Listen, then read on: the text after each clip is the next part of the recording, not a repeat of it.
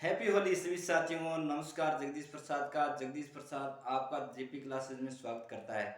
सबसे पहले होली की हार्दिक बधाइयाँ। होली सबके जीवन में खुशियाँ लेकर आए, रंग बिरंगे रंग लेके आए और धूमधाम से खूब मस्ती से होली मनाएं और बिंदास तरीके से होली खेलो। एक बात, जब हम आज होली है, त्यौहार है, बहुत बड़ा त्यौहार है, तो आज त्योहारों की क्लास लेकर आया हूँ। तो त्योहारों की बात करते हैं। जब त्योहारों की बात करते हैं ना, तो तीज त्योहारा निकली ले बैठी गणगौर। कहते हैं हमारे हिंदू धर्म के जो त्योहार हैं ये तीज से आरंभ होते हैं और गणगौर हमारा अंतिम त्योहार होता है। गणगौर चैत में आती है और तीज होती है, श्रावण की तीज होती है, वैसाख की तीज होती है और भाद्रपद की तीज होती है। तो क्यों ना त्योहारों की बात करें, तो लाइक शेयर सब्सक्राइब बढ़ा देना और मैं अपनी ईमानदारी से काम कर रहा हूं। सबसे पहले बात करते हैं तीज की। तीज मित्रों तीन ही होती है। तीज कितनी होती है? तीन होती है। एक तो होती है आखा तीज, एक होती है छोटी तीज। छोटी तीज इसी को बोल देते हैं हरियाली तीज। हरियाली तीज और इसी को ही बोल देते हैं झूला तीज। झूला तीज। एक तीज होती है कजरी, एक तीज होती है कजरी, इसी कोई सातुड़ी, इसी कोई बुड्ढी, इसी कोई बड़ी। बस ध्यान रखने वाली बात क्या है, आखा तीज जिसको बोलते हैं ये आती है वैशाख में। किसमें आती है? वैशाख माह के शुक्ल पक्ष में आती है। वैशाख माह के शुक्ल पक्ष में जो तीज आती है वो आखा तीज होती है। और छोटी तीज हरियाली तीज, जिस दिन माताएं बहनें हम सब मिलकर झूले झूलते हैं, जिसको झूला तीज भी कहते हैं, ये आती है श्रावण माह के अंदर। ये कब आती है? ये तीज होती है श्रावण माह में आती है, इसको श्रावणी तीज भी बोलते हैं। एक होती है कजड़ी तीज, सातुड़ तीज, बुड्ढी तीज और बड़ी तीज। ये श्रावण के महीने में छोटी तीज आएगी ना, ये भी शुक्ल पक्ष में आएगी भाई, इतना और याद रख लेना। और कजड़ी तीज, सातुड़ तीज, बुड्ढी तीज आएगी ना, ये आती है भाद्रमा में। और भाद्रमा के कृष्ण पक्ष में आती है भाई। किस में आती है? कृष्ण पक्ष में आती है। ये बात ध्यान रखना। आखा तीज वैशाख की तीज को कहते हैं जो शुक्ल पक्ष में आती है। छोटी तीज हरियाली तीज, झूला तीज श्रावणी शुक्ल को आती है, श्रावण के महीने शुक्ल पक्ष में आती है। ये दो तीज शुक्ल पक्ष में आती है, आखा तीज, छोटी तीज। कजड़ी तीज, सातुड़ तीज, बुड्ढी तीज और बड़ी तीज जिसको कहते हैं वो भादव के कृष्ण पक्ष में आती है। कजड़ी तीज कृष्ण पक्ष में आती है भादव महीने के, और श्रावणी तीज और आखा तीज दोनों शुक्ल पक्ष में आती है। ये बात आप ध्यान रखना प्यारे विद्यार्थियों। ये तीन ही तीज होती है, ये तीन ही तीज होती है। आगे हम मनाते हैं नवरात्र। नवरात्र और नवरात्र होते हैं दो। नवरात्र कौन कितने होते हैं? दो। एक होता है बसंत का नवरात्र। एक कौन सा होता है? बसंत का नवरात्र। जो बसंत का नवरात्र होता है ना, ये चैत्र माह में आता है। किस में आता है? चैत्र माह के अंदर आता है।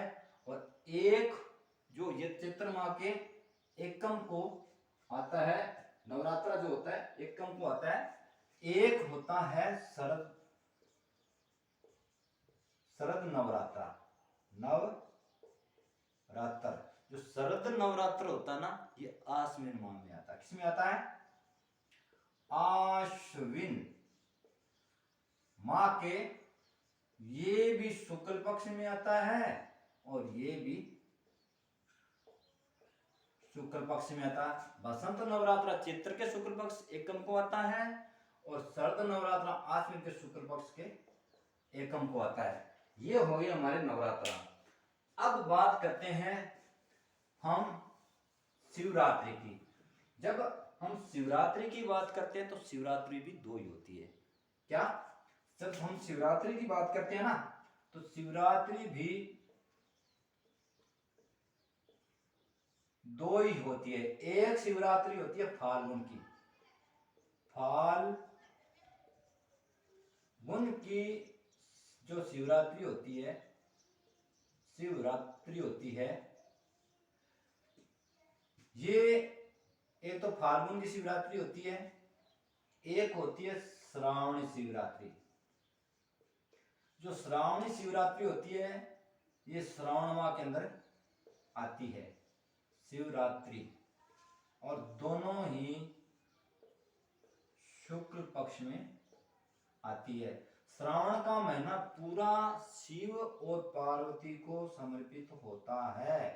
शिव पार्वती को समर्पित होता है श्रावण का महीना, इसलिए इसे श्रावणी शिवरात्रि भी कहते हैं और फाल्गुन शिवरात्रि भी कहते हैं। आगे बात करते हैं हम एक पूर्णिमा को ले लेते हैं। किसको ले लेते हैं? पूर्णिमा। क्या ले लेते हैं? पूर्णिमा।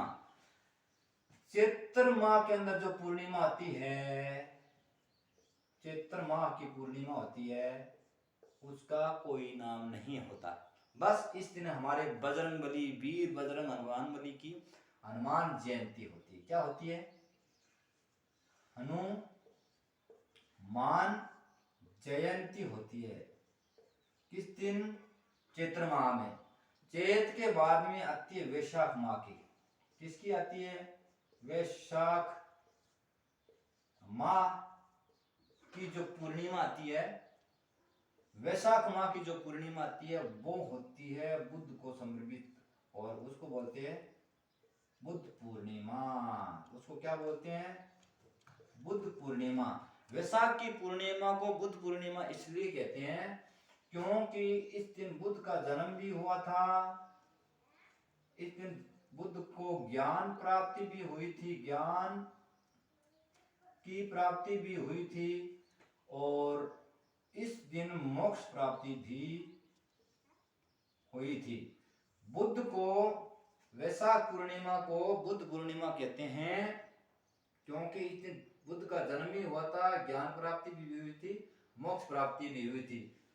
एक होती है ज्येष्ठ की पूर्णिमा। जो ज्येष्ठ की पूर्णिमा होती है इसको पीपल पूर्णिमा कहते हैं। ज्येष्ठ की पूर्णिमा क्या कहते हैं?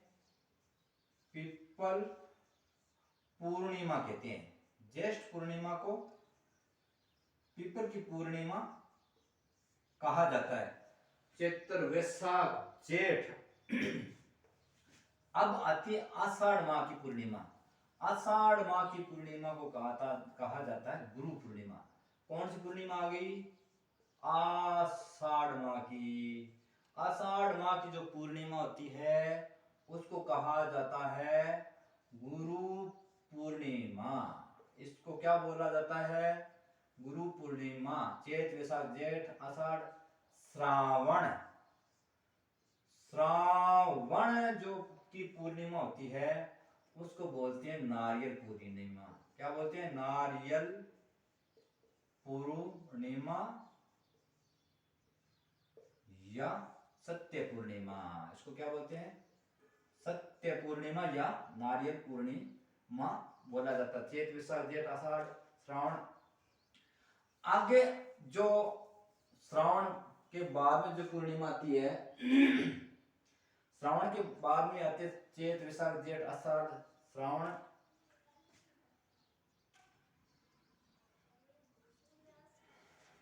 चैत, वैशाख, जेठ और श्रावण की पूर्णिमा आ गई है। इसके बाद में जो पूर्णिमा आती है आश्विन की पूर्णिमा आती है। किसकी पूर्णिमा आती है?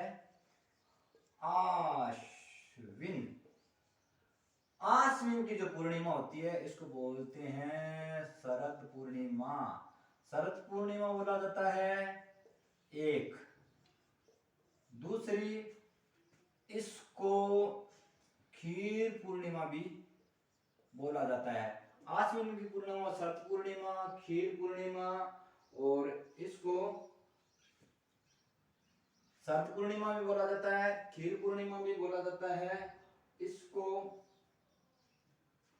वाल्मीकि की जयंती भी होती है, वाल्मीकि की जयंती भी होती है। शरद पूर्णिमा के बाद में आ जाते हैं हम कार्तिक की पूर्णिमा। कार्तिक की जो पूर्णिमा होती है इसको त्रिपुर पूर्णिमा कहा जाता है। ये होगी हमारी पूर्णिमाएं। पूर्णिमाओं के बाद में कुछ राम नवमी कर लेते हैं। नवमी क्या कर लेते हैं? नवमी। नवमी की बात करते हैं तो एक होती है राम नवमी। राम नवमी, राम नवमी होती है, हम जानते हैं कि चैत्र माह के शुक्ल पक्ष में आती है। एक होती है भड़ल्या नवमी। कौन सी होती है?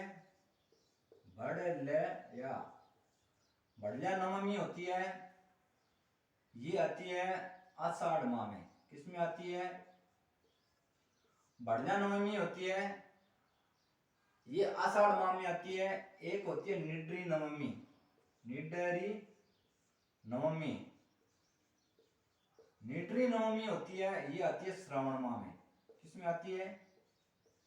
श्रावण माह के अंदर आती है। एक होती है गोगा नवमी।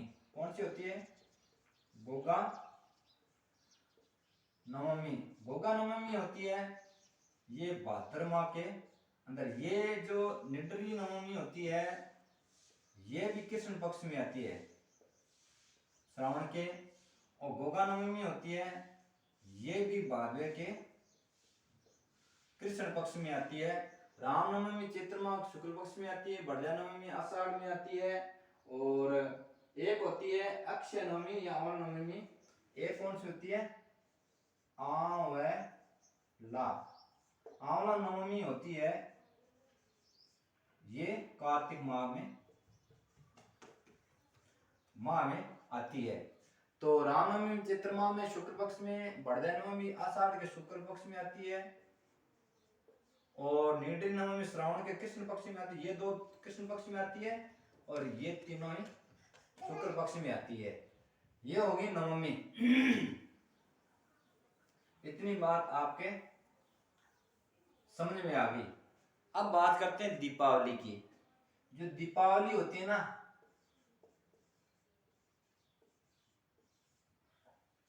ये कार्तिक माह के अमावस को आती है। अमावस को, कार्तिक मास के अमावस को आती है। और होली होती है ना, आगे पीछे हो जाता है, आपकी बार भी हो गया है, लेकिन होली होती है ये फाल्गुन मास के पूर्णिमा को आती है, ऐसा माना जाता है।